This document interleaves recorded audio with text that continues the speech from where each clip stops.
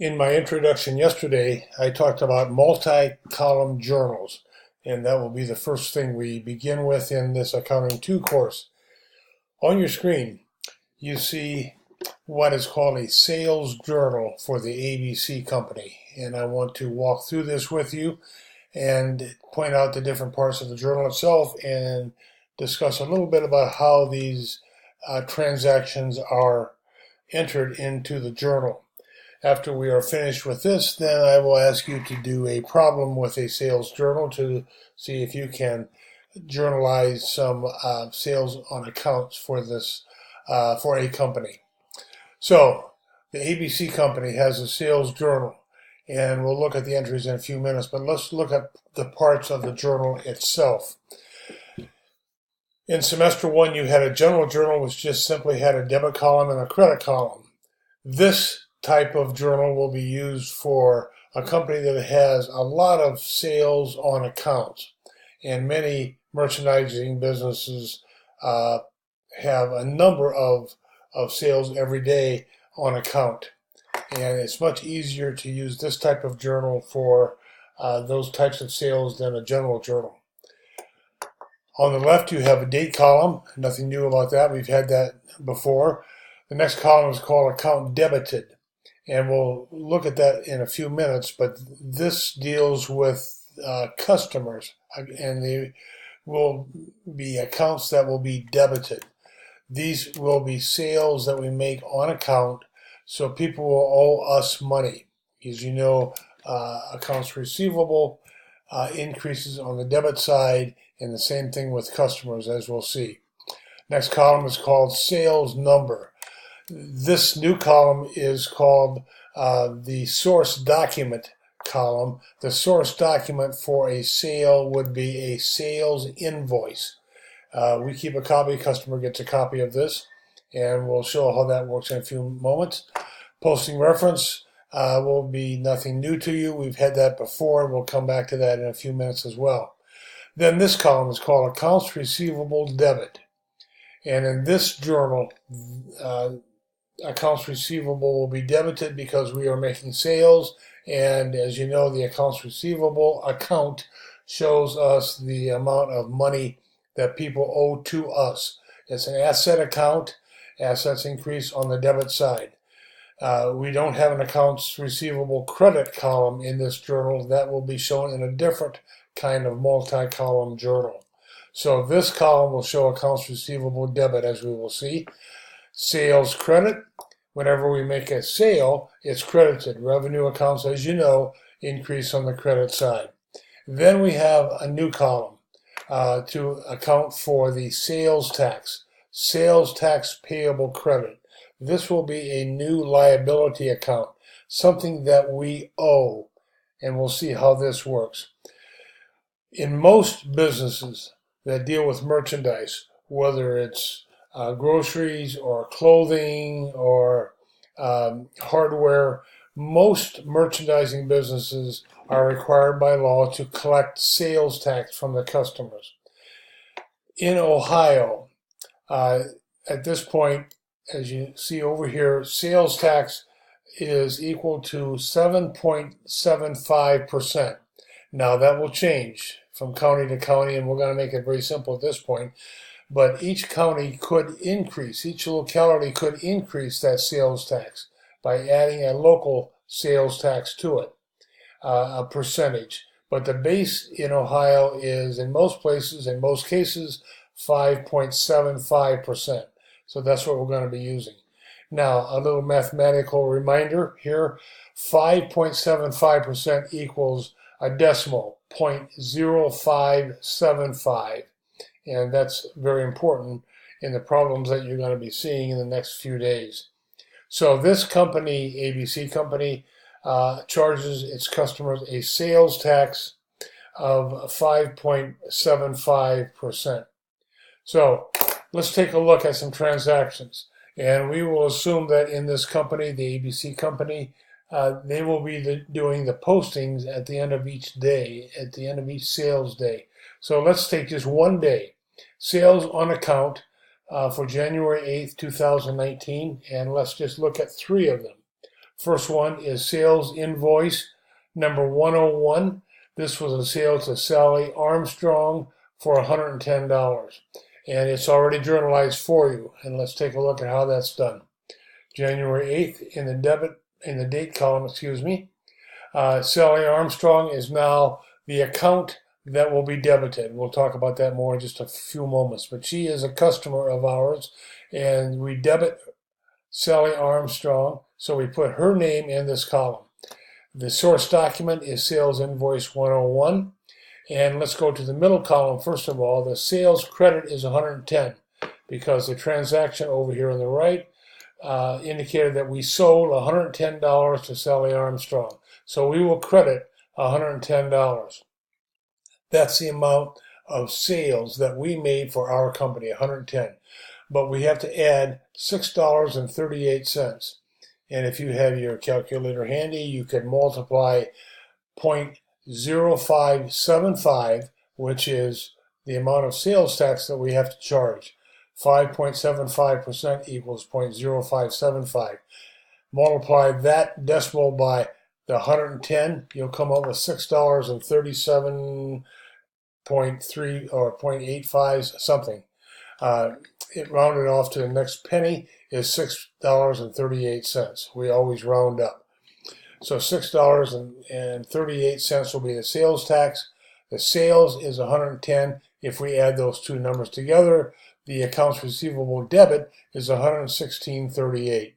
So when Sally Armstrong pays us, she will have to pay us $116.38. And our sales is credited by the 110, and we have to keep track of the sales tax, which is $6.38. So that's how it works. We have another sales invoice, same day, sales invoice 102 to James Morgan. Again, we put the date in, his name in the account debited column, the source document, and the sales, which is $56.50. We multiply that by our 5.75%. The sales tax payable credit will be an amount of $3.25. So we charge him a total of $59.75. Now it's charged, so we don't have the money. We're not debiting cash. We're debiting accounts receivable for the total amount. But the sale is only $56.50. And finally, the third one, Pat Phillips, is sales invoice 103, and that sale is $225. And again, with a sales tax of 5.75%, $12.94 is the amount. The total amount that we will charge to this customer is $237.94. So Pat Phillips owes us $237.94. So we would continue to do this with a number of other transactions during the day, but we'll just use these three for right now. So that's how this works. That's how a sales journal is used.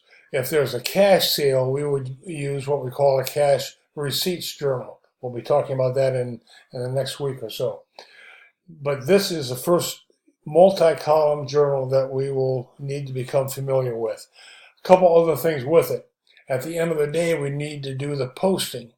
And what's easier now in this type of journal for the accountant is that each column here is totaled. So we would add up all of our accounts receivable debit, and it's automatically done for you. We have a total down there of accounts receivable debit, sales credit, and sales tax payable credit. So in the general journal, you would have to do posting to the accounts receivable journal for each and every entry. In this case, at the end of each day, there may be 3, there may be 33, there may be 103 sales on account.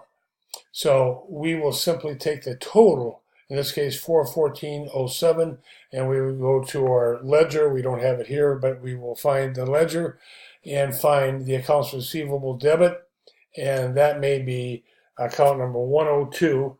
And in the posting reference at the bottom now, at the very bottom of the page, this would be the account used, account number 102. Let's assume that's the account number for accounts receivable, and that amount 414.07 will be debited to that account, and we'll have some practice with that later. for that particular day, for January 8th. For sales, the sales total for the day of January 8th is $391.50, and that we would post. And let's assume that account number for sales is 401, and that's where you would put the 401. And in our new liability account, we have a total for this day of January 8th of $22.57. And we would go to the sales tax payable account and credit, because it goes up. We owe more now, and that, let's assume, is account number 202 for this particular problem. We will be collecting that from our customers. It's money that they pay, but we keep it, and eventually we will have to pay that. So that becomes a credit. So again, let's think about how that works. With Pat Phillips, we made a sale to Pat Phillips of $225, and it's charged, so we will collect eventually a total of $237.94. The difference is that $12.94, which is going to be collected from the customer. Sales tax payable is collected from the customer eventually, and is held temporarily into a liability account of the business, which means that we owe the money. And when we add up those three sales tax payable credits for this particular day, it's $22.57. So eventually we have to pay that, so we consider it a liability. The posting reference column, that will be used when we post to the subsidiary ledgers. We'll be talking about that in another few days. And each customer has her or his own account. So we will go to Sally Armstrong's account, and we will debit $116.38. And whatever her number is, we will put in the posting reference column.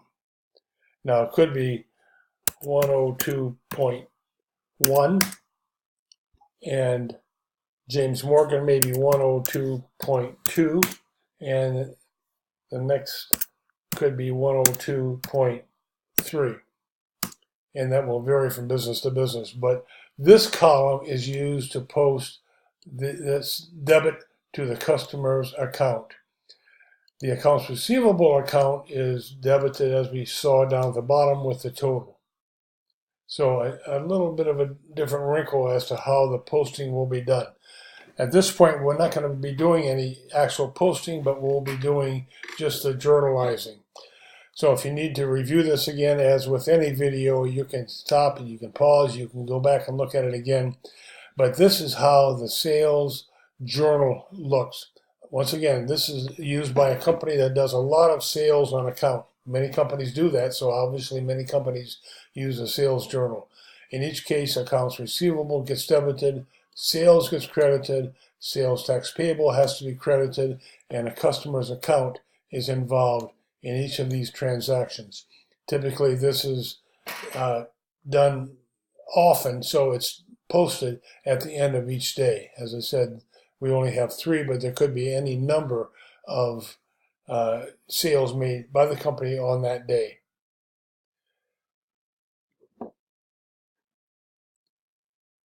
At this time, I'll ask you to go back to your course page and go down to the problem number 1, which will ask you to journalize some transactions into a sales journal.